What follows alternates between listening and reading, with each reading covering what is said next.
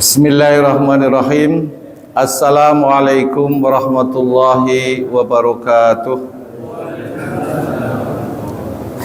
Alhamdulillahilladzi arsala rasulahu bil huda wa dinil haqq liyudhhirahu 'alad dini kullihi wa kafa billahi shahida. Asyhadu an la ilaha illallah wahdahu la syarika lah wa asyhadu anna Muhammadan 'abduhu wa rasuluhu la nabiyya ba'da. Allahumma shalli ala Muhammad wa ala alihi wa sahbihi ajma'in, amma ba'd. Alhamdulillah, Bapak-bapak, saudara-saudara sekalian yang dirahmati Allah Subhanahu wa taala. Dengan gerimis sedikit, alhamdulillah hari ini menjadikan suasana menjadi adem. Dan kemudian kita oleh Allah SWT semakin bersemangat untuk beribadah, dan ibadah yang tidak kalah pentingnya selain ibadah sholat, yaitu ibadah dalam rangka memerangi kebodohan terhadap syariat agama. Untuk itu Bapak dan Saudara sekalian yang dirahmati Allah SWT, jalan untuk mencari atau menghilangkan kebodohan itu banyak sekali, Pak. Banyak sekali. Apalagi dalam suasana sekarang ini, atau teknologi yang media yang luar biasa itu teramat mudah, sehingga kita itu mau apa, kalau nggak ngerti tanyanya sekarang nggak usah pakai ustadz, banyak, bah Google atau YouTube, udah itu diklik aja, mau nanya apa aja. Untuk itu Bapak dan Saudara sekalian, akan menjadi aneh nanti kalau generasi kita mungkin bisa dipahami lah. Kita dulu belajar bacanya aja pakai teplok kecil. Sekarang sudah penerangan luar biasa. Kemudian informasi yang kita dapat itu juga tidak selancar sekarang. Termasuk untuk mencari ilmu. Dulu mau bisa ngaji Quran aja malam-malam baca maghrib, kerubutan jauh dari langgar. Maka bagi kita, orang yang mengalami seperti itu pasti wegah, pasti malas, udah gelap-gelap. Nah kemudian generasi itu kita sekarang ini sudah gede. Nah kebetulan gedenya waktu kecil nggak mampu untuk belajar, maka baru gedenya ini belajar. Nah ini yang menjadi persoalan bagi kita. Untuk itu Bapak dan Saudara sekalian, menyemangati Bapak untuk mencari ilmu, maka pada malam hari ini saya ingin banyak ceritanya aja, agar supaya bisa ditularkan kepada saudara-saudara kita yang sekarang menikmati kenikmatan yang luar biasa dengan adanya teknologi sekarang ini. Bapak dan Saudara sekalian yang dirahmati Allah Subhanahu wa taala, sebagaimana baca maghrib, kajian kita adalah hadis arba'in. Kemarin sudah membahas tentang hadis Rasulullah SAW tentang haji. Bapak dan Saudara sekalian, kalau kita membaca kembali, tentunya Bapak paham betul dan sudah hafal betul tentang apa yang disampaikan Rasulullah SAW tentang arkanul Islam, rukun-rukun Islam. Hafal betul, yaitu syahadat, sholat, zakat, puasa, haji. Ini hampir tuntas, Pak. Karena ini hampir tuntas, saya pengen tidak hanya sekedar tahu, tapi Bapak-bapak dari awal sudah belajar betul, memahami makna-makna yang terkandung di dalam arkanul Islam. Kalau dulu itu di SD cuma dihafalin, Pak, sehingga hafal betul. Tapi apa maknanya syahadat, apa maknanya sholat, nggak tahu. Pokoknya tahu begitu, sholat itu ya seperti itu, syahadat itu ya seperti bunyinya itu. Nah kita sekarang sudah minimal tahu apa makna syahadat, kapan sholat diwajibkan, kapan zakat, kapan puasa, dan kemudian kita mengenal haji. Itu perkembangan Bapak dan Saudara, perkembangan ilmu. Dulu cuman itu aja, sekarang tahu syahadat. Tapi yang ingin saya garis bawahi Bapak dan Saudara sekalian, tahu nggak Rasulullah SAW ketika hanya membelajarkan syahadat, ini syahadat rukun yang pertama, itu kurun waktunya nggak tanggung-tanggung Pak, paling lama yaitu 13 tahun. 13 tahun beliau mengajarkan tentang syahadat ini, keimanan aja. Nah, syahadat itu kayak apa Pak? Ya kemarin Bapak lihat YouTube lagi kalau mau ini syahadat itu apa? Ya kemarin itu. Itu betul-betul ditanamkan betul. Kemudian sesudah itu Bapak dan Saudara sekalian, baru 11 tahun atau 10 tahun kemudian baru ada sholat, baru ada kewajiban sholat. Kemudian 2 tahun sesudah hijrah, 2 tahun sudah baru ada zakat dan puasa. Dan kemudian haji itu sesudah 6 tahun hijrah. Jadi baru 6 tahun hijrah. Jadi luar biasa Pak. Jadi kalau dulu kita kenal cuma rukun Islam, sekarang sudah tahu periode-periodenya. Oh, syahadat itu ternyata 13 tahun diajarkan. Baru kemudian sholat itu juga sudah ternyata baru tahun ke-2 sebelum hijrah. Zakat puasa 2 tahun sesudah. Haji itu 6 tahun sesudah hijrah Pak. 6 tahun sesudah hijrah. Nah yang kemarin itu proses saya menyampaikan haji. Haji Bapak dan Saudara sekalian yang dirahmati Allah Subhanahu wa taala, sesudah kita memahami rukun Islam sekaligus isi maknanya di dalam dan juga cara Rasulullah mengajarkan syariat kepada umatnya, maka haji Bapak dan Saudara sekalian, ini yang luar biasa haji. Haji itu diwajibkan menurut yang masyhur, pendapat yang paling masyhur itu adalah 6 tahun sesudah hijrah. 6 tahun sesudah hijrah. Haji Rasulullah baru terlaksana tahun ke-10 hijrah. Ini bagaimana? Nah, ini haji itu Pak persoalannya.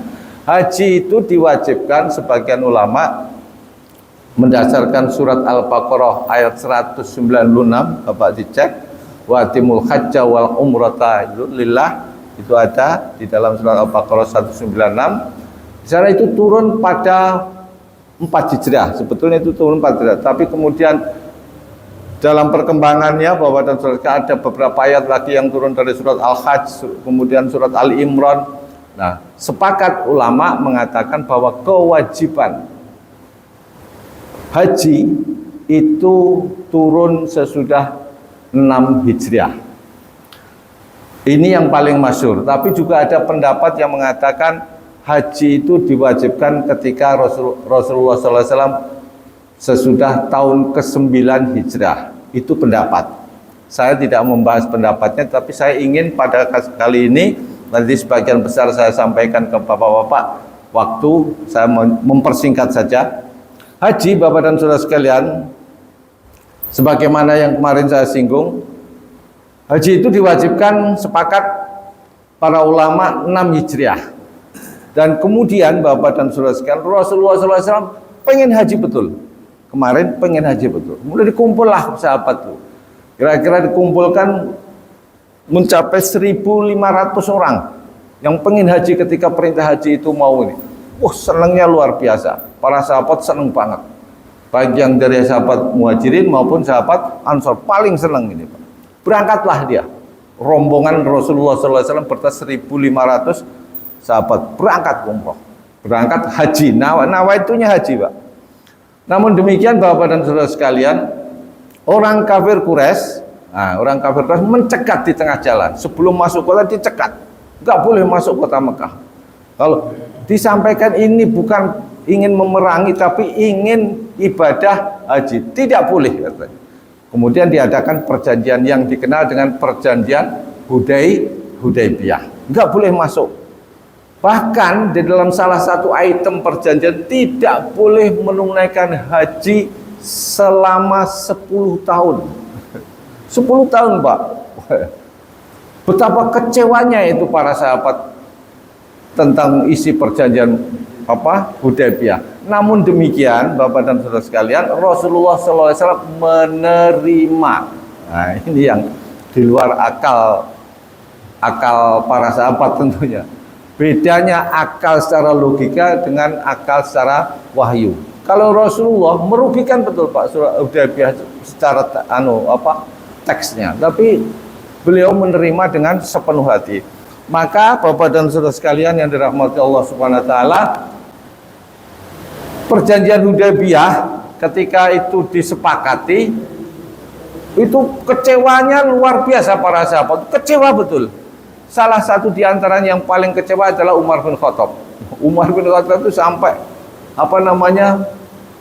menyampaikan kepada Abu Bakar, wahai Abu Bakar, Nabi Muhammad itu bagaimana seorang pemimpin, seorang rasul kok sampai dirugikan sedemikian rupa kok diterima, itu bagaimana ya? Sampai begitu Pak, sampai Umar aja menyampaikan itu. Maka Bapak dan Saudara sekalian yang rahmat Allah Subhanahu wa taala, kemudian Abu Bakar pun menjawab, oh enggak apa-apa katanya. Tapi pernah enggak kewajiban haji ini harus diperintahkan oleh Rasulullah SAW harus tahun ini? Ya tidak, ya sudah diterima saja. Jadi perintah haji ketika turun itu enggak langsung dikerjakan, tapi menunggu waktu yang tepat. Menunggu waktu yang tepat. Maka Bapak dan Saudara sekalian yang dirahmati Allah Subhanahu wa taala, haji baru kemudian ketika perjanjian Hudaybiyah enggak bisa berangkat haji, pulang balik lagi ke Madinah Pak, enggak bisa haji. Karena enggak bisa haji, maka seluruh aspek itu dilakukan. Dia membayar dam, membayar denda, kemudian tahalul, ya, menyembelih hewan, kemudian balik ke Mekah. Baru tahun berikutnya Rasulullah SAW bukan haji tapi melakukan umroh Pak. Jadi pertama Rasulullah SAW umroh itu adalah tahun ke-7 Hijriah. Sesudah perjanjian Hudaybiyah ditandatangani baru umroh. Ketika umroh itu Bapak dan Saudara sekalian, kemarin sudah saya ceritakan, diledekin sama kafir Quraisy. Kemarin sudah saya ceritakan.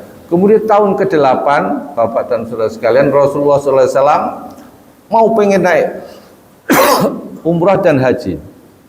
Namun para sahabat lengkap dengan persenjataannya. Lengkap dengan persenjataan. Sekitar 12.000 orang Pak. Tahun ke-6 itu 1.500. Tahun ke-7 ke Mekahnya itu sekitar 1.700-an. Kemudian tahun ke-8 Rasulullah SAW sudah mengerahkan 12.000 orang langsung menuju Mekah. Orang Mekah ketakutan. Maka disitulah terjadi Fathul Makkah. Nah, jadi Fathul Makkah itu terjadi tahun ke-8 Hijrah. Ketika Rasulullah mau umrah di sana sekaligus menaklukkan kota Mekah. Mekah takluk, selesai. Bapak dan Saudara sekalian yang dirahmati Allah SWT, apakah sesederhana itu? Tidak. Dalam kekecewaan para sahabat ketika melakukan umroh nggak jadi itu, ada surat yang kita kenal namanya surat Al-Fatah.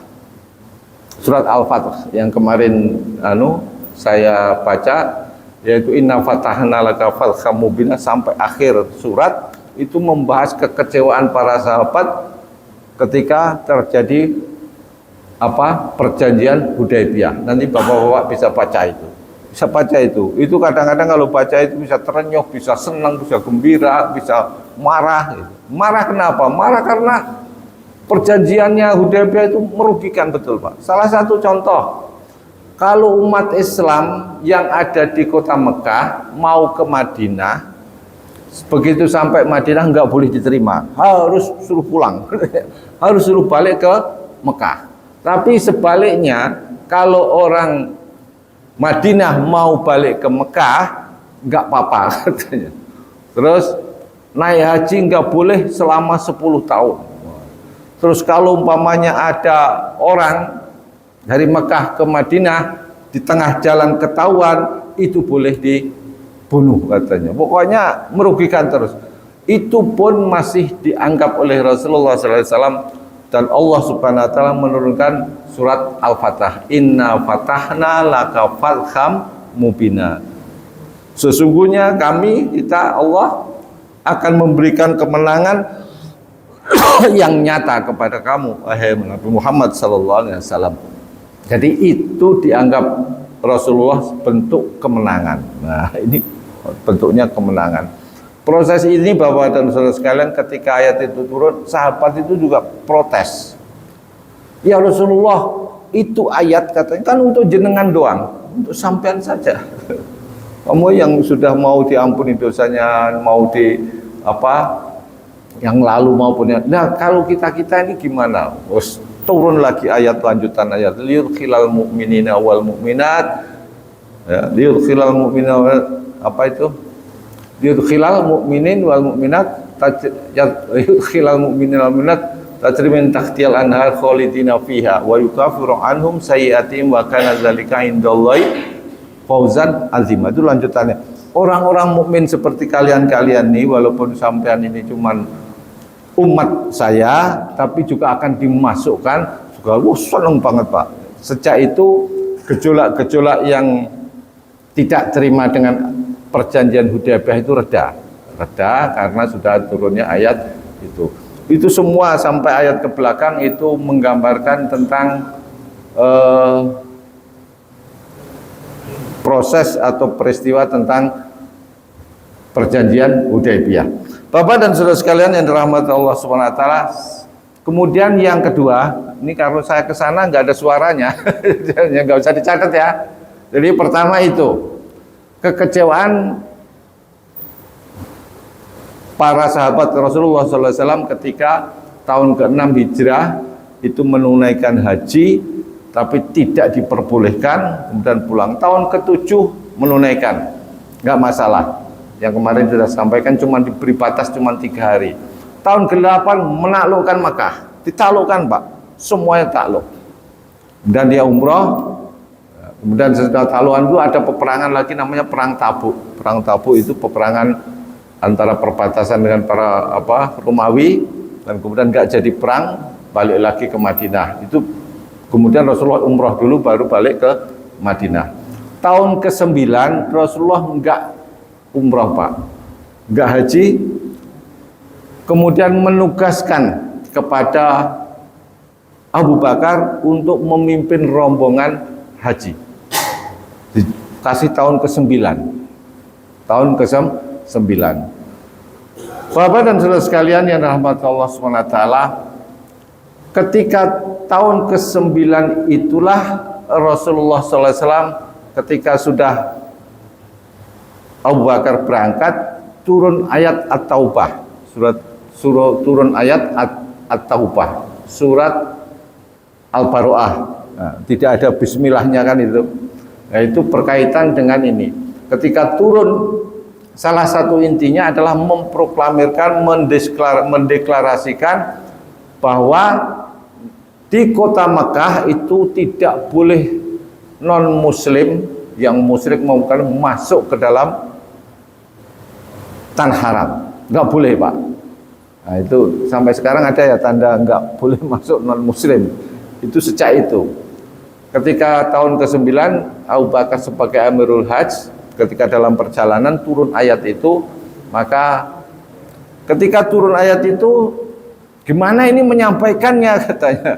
Gimana ini cara menyampaikan padahal Abu Bakar sudah nyampe. Udah kalau gitu kamu Ali susul Abu Bakar.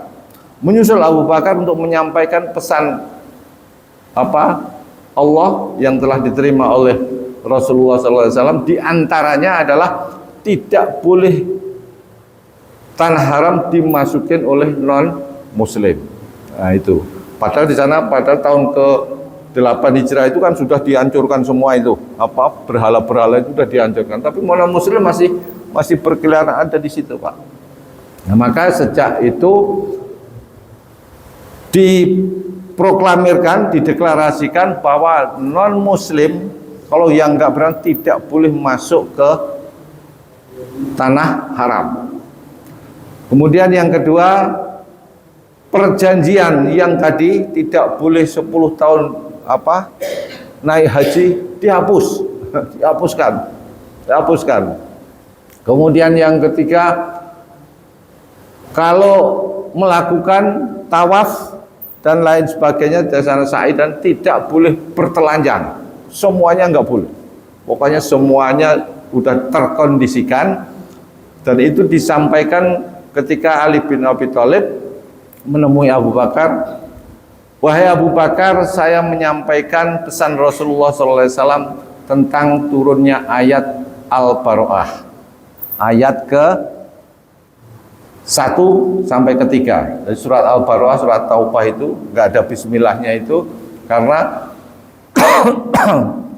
itu kalau dikasih bismillah nggak cocok kata ahli tafsir itu. Nah, ini disampaikan itu. Salah satu yang disampaikan kepada Abu Bakar oleh Sayyidina Ali ketika tahun ke-9 Hijrah di akhir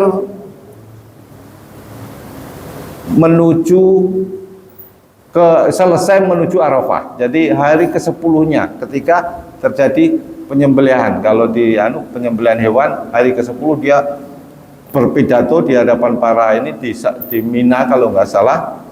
Itu pidato bahwa sejak ini satu, tanah haram tidak boleh dimasuki oleh kaum musyrikin, oleh kaum kafir. Kemudian kedua, bahwa tawaf dan selain tidak boleh sekarang telanjang dan lain sebagainya. Pokoknya siapa yang mengikat janji yang kemarin tidak boleh haji 10 tahun, hapus, dihapuskan. Sudah diumumkan, diterima dengan senang hati.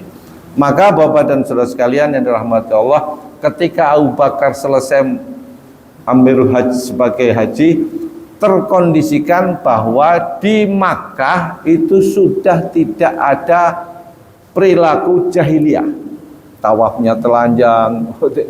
Tawaf telanjang itu ceritanya juga banyak, Pak. Jadi kenapa tawaf telanjang? Itu kalau dilihat dari sejarahnya juga luar biasa, Pak. Ternyata dulu, sekedar cerita aja, dulu kenapa orang kaum musyrikin, orang-orang yang pagan, orang-orang yang masih percaya kepada berhala itu telanjang. Jadi kalau merasa bahwa dulu kalau tawaf itu harus pakai baju baru, Pak, yang nggak pernah dipakai oleh siapapun, harus baru semua.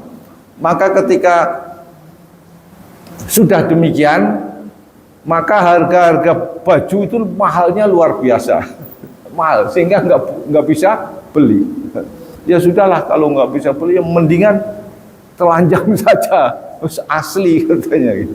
Itu awalnya. Jadi orang-orang jahiliyah, orang-orang itu prinsip udah, selain dia nggak punya dan juga memang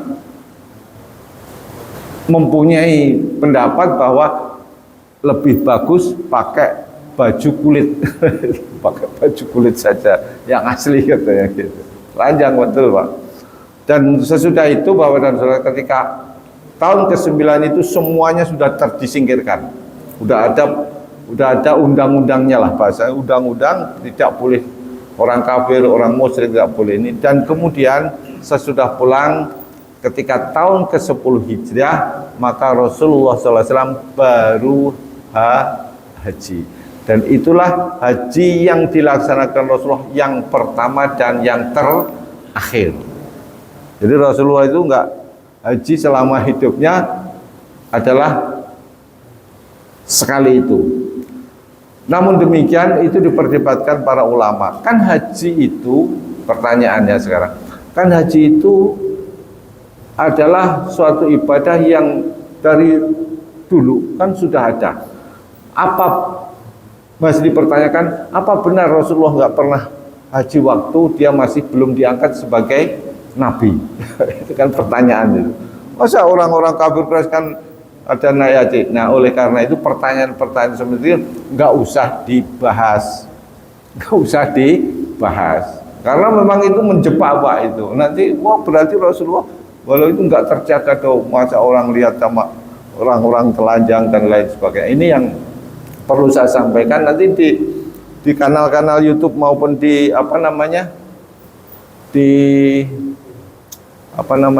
Google itu sering, Pak, dipertanyakan begitu itu.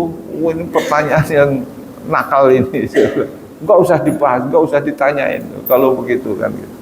Nah, ini yang perlu saya sampaikan. Nanti kalau Bapak-bapak baca semacam itu, nanti enggak usah dipermasalahkan. Nah, udah, enggak usah ditutup. Pokoknya Rasulullah SAW kalau sebagai ilmu pengetahuan enggak apa-apa. Nanti menjadi bahasan akhirnya melemahkan penilaian kita terhadap Rasulullah SAW. Rasulullah SAW itu haji cuma sekali, yaitu tahun ke-10 Hijriah, dan kemudian umrohnya itu ada yang mengatakan 3 kali, ada yang mengatakan 4 kali. Udah, itu saja. Adapun yang dilaksanakan Rasulullah SAW berdasarkan hadis Rasulullah, Al-Quran juga dalam surah Al-Baqarah itu disebutkan yang 196 itu tentang cara-cara hajinya juga. Rasulullah SAW itu adalah haji kiron. Jadi bentuk-bentuk haji itu, pelaksanaan haji itu ada 3 Pak. 1 haji ifrad, 2 haji kiron, yang ketiga haji tamattu.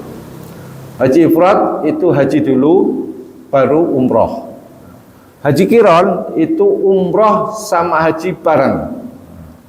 Kalau haji tamattu itu umroh dulu, kemudian tahallul, terus kemudian haji lagi, itu tamattu. Ini melanggar, bukan melanggar sih, ini kena denda, ya, kena diat atau denda untuk supaya ini dengan satu adalah menyembelih hewan, hadyu namanya, ya, hadyu, menyembelih hewan. Kalau enggak, katanya puasa 3 hari di sana, kemudian yang 7 hari di tanah air, di rumah.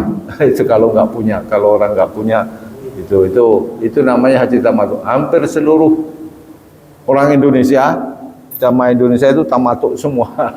Pasti di sana diminta apa? Menyembelih korban. Dam, ya kena dam, ya kena dam karena hajinya haji tamattu.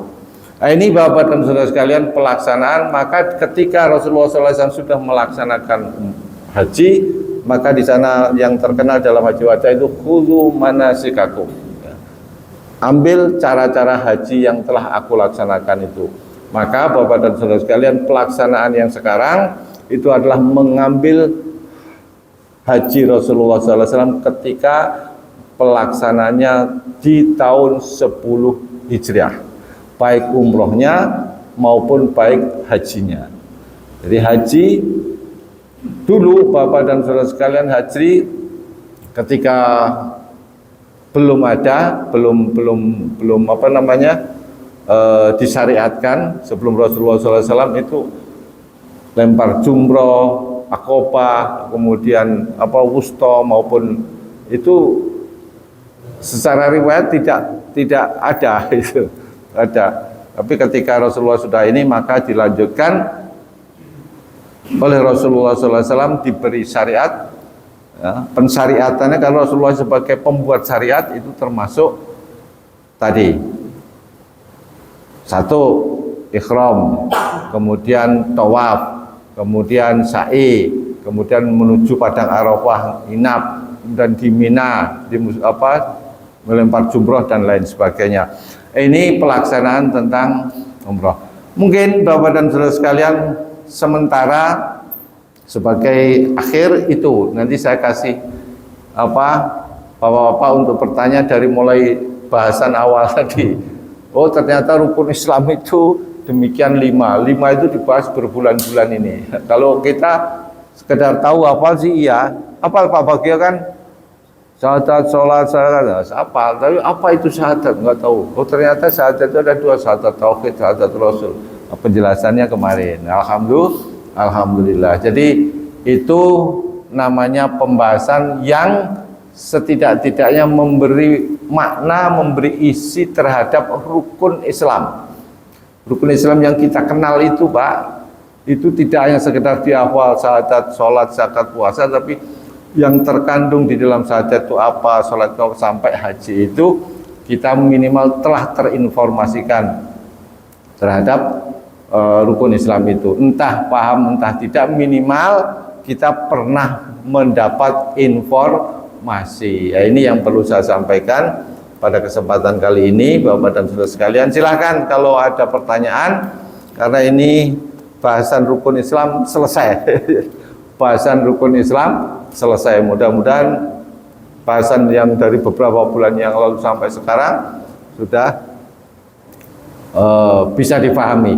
Setidak-tidaknya Bapak dan saudara sekalian, bahasan ini kalau dipanjang, haji itu mungkin bahasanya sekaligus tentang ayat Qur'annya, tentang wah itu udah nggak selesai 5 tahun itu Pak.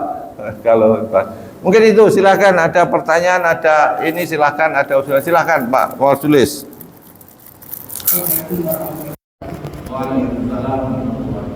Rukun Islam yang kelima itu turun ke Rasulullah setelah dia jadi Rasul itu tahun ke hijrah berapa itu? Ya. Itu yang pertama. Rasulullah selama di Mekah nggak bisa haji. Setelah hijrah di tahun ke-6 baru bisa haji. Ya. Kan dia melaksanakan haji cuma 1 kali seumur hidup. Ya. Jadi yang sisanya umroh ya Ustaz. Ya. Itu pertanyaan saya begitu, kenapa waktu di Mekah mungkin karena perang suasananya nggak bisa melaksanakan haji ya. Setelah di Madinah baru bisa. Kita bayangkan cukup jauh 500 kilo dalam lontar. Berapa hari di jalan itu dari Mekah dari Madinah ke Mekah. Itu sebenarnya gambarannya seperti apa itu? Mungkin ada lagi hukum ini, siapa lagi? Ada lagi? Ada Mbak Assalamualaikum warahmatullahi wabarakatuh. Kalau sholat kan sudah jelas ada hadis dan ayat yang menyatakan sholatlah kamu seperti yang sholat. Jadi kata Rasulullah seperti itu bilangnya ya.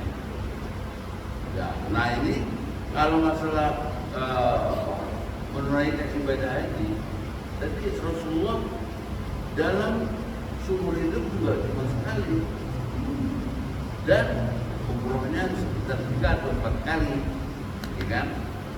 Nah itu dituangkan dalam hadis atau firman Allah yang seperti kayak waktu Rasulullah menyampaikan sholatlah kamu sudah sholat ya, dan itu aja dari saya. Maaf, baik, pertanyaan yang bagus. Seperti yang saya sampaikan tadi Bapak dan Saudara sekalian, kewajiban haji, jadi ada perintah haji diwajibkan kepada kaum muslimin melalui Rasulullah SAW, itu diterima Rasulullah SAW ketika sudah tahun ke-6 Hijriah. Tadi tahun ke-6 Hijriah diterima. Jadi ketika Rasulullah SAW mendapat panggilan itu saja wal umroh itu ayat 196 Al-Baqarah, itu berdasarkan riwayat itu terjadi tahun ke-6 Hijriah. Maka sejak itu semuanya Rasulullah dan bersahabat niat haji Pak, pengen niat haji. Maka Bapak dan Saudara sekalian, karena syariat haji itu tidak sejak ada Rasulullah, tapi sebelumnya juga ada namanya haji, pelaksanaan haji. Tapi dalam pelaksanaan haji yang sebelum Rasulullah dan kewajiban itu sudah perubahan banyak sekali. Seperti tawaf itu boleh telanjang, itu tadi. Kemudian sa'i itu telanjang Pak. Juga di sampingnya itu apa namanya, berhala-berhala. Penyembelihan korban bukan karena Allah, tapi untuk di berhala itu. Jadi darahnya diambil misalkan ke dinding Ka'bah. Itu semuanya itu haji model dulu itu begitu. Jadi model dulu, model sebelum Rasulullah SAW melaksanakan perintah sebelum ada perintah dari Allah Subhanahu Wa Taala untuk mengerjakan umroh maupun haji. Oleh karena itu Bapak dan Saudara sekalian, di tahun ke-6 mendapat perintah itu, kemudian dia ingin, ternyata dihadang karena kekuasaan Mekah masih di orang kafir. Oh nggak boleh kamu masuk ke sini, nggak boleh. Karena kekuasaan mereka nggak boleh. Kalau dipaksa akan terjadi peperangan. Itu banyak sekali Pak. Enam itu ada Baitul Ridwan, ada kemudian perjanjian Hudaybiyah itu apa? Kisah-kisahnya banyak sekali itu di surat Al-Fatah. Bapak dan sekalian, ketika itu maka sepakat, oke kalau begitu, kalau mau ayo balik, artinya nggak boleh masuk ke Mekah, jadi melaksanakan umrah maupun haji. Kemudian baru tahun ke-7 boleh, kamu tahun ke-7 kamu tidak boleh haji, cuma umrah kan? Umrahnya dikasih waktu cuma 3 hari di Mekah, di kota Mekah, balik lagi. Maka tahun ke-8 gregetan para sahabat dan Rasulullah mengerahkan seluruh komponen yang ada di Madinah untuk ke Mekah semuanya. Ada kurang 12.000 atau 10.000 orang Mekah ketakutan itu sejarahnya ketakutan sehingga gimana makanya ada pengumuman siapa yang masuk ke rumah Sufyan selamat, siapa yang masuk ke dalam Masjidil Haram selamat, siapa yang masuk ke dalam rumah masing-masing tidak ada selamat. Itulah terjadi faktor makan. Maka Rasulullah SAW memerintahkan ketika itu semua berada di habisi. Rasulullah SAW dikisahkan dengan kesaktian. Itu dengan lokalnya Rasulullah itu begini aja, semua yang ada di pinggir Ka'bah itu rontok semua, guling semua. Itu ceritakan dalam sejarah di dalam sejarahnya. Kalau ada apa? Kalau ada itu kemudian memutus Khalid bin Walid untuk merobohkan berusaha melata kalau masalah itu dirobohkan. Banyaklah kisah-kisah itu yang pertama. Kemudian yang ketiga, ketika Rasulullah SAW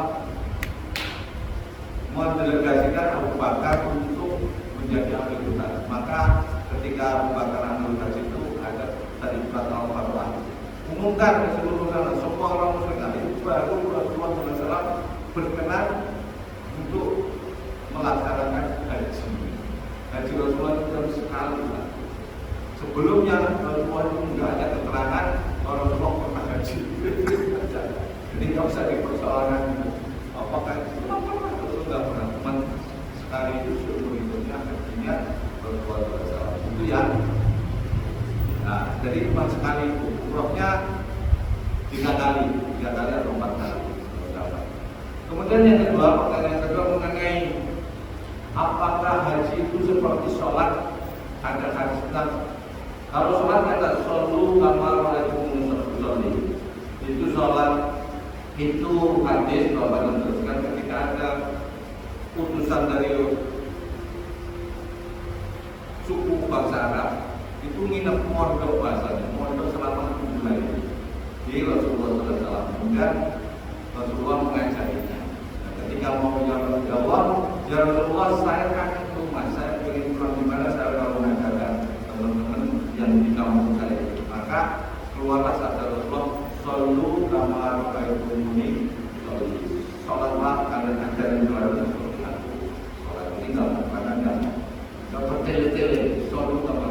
Haji juga demikian Bapak Ibu sekalian. Haji ketika Rasulullah SAW khutbah, namanya khutbatul wada. Khutbah di akhir pertemuan di khutbahnya di Arafah. Maka salah satu di antaranya khutbah yang terakhir itu namanya khudhu manasikakum. Ambil seluruh manasik haji ini dari aku seperti yang aku laksanakan. Ini dilakukan oleh ada ini semuanya sokek. Ada Pak, seperti pelaksanaan sekarang ini adalah benar-benar harus kudu manasik. Ambil semua cara manasik haji yang telah aku lakukan. Maka semuanya itu ketika umroh, ketika sa'i, kemudian itu persis seperti yang dikatakan Rasulullah. Luar biasa sekali. Mungkin itu Bapak dan Ibu sekalian yang perlu diketahui bersama. Alhamdulillah ada pertanyaan yang memperjelas. Ada lagi kalau enggak aku tutup. Ada. Alhamdulillah saja ya. Waktu sudah habis. Alhamdulillah nanti insyaallah besok kita menginjak ke rukun iman. Jadi pengetahuan kita, pemahaman kita tentang rukun Islam itu juga bukan anak SD lagi. Kalau SD kan apa? Doa salam kepada, nah ini sudah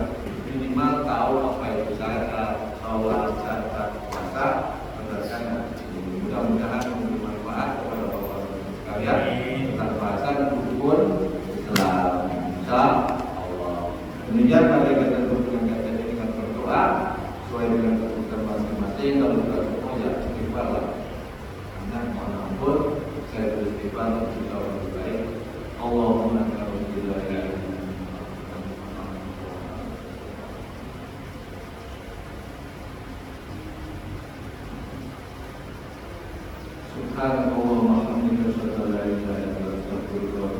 Assalamualaikum warahmatullahi wabarakatuh.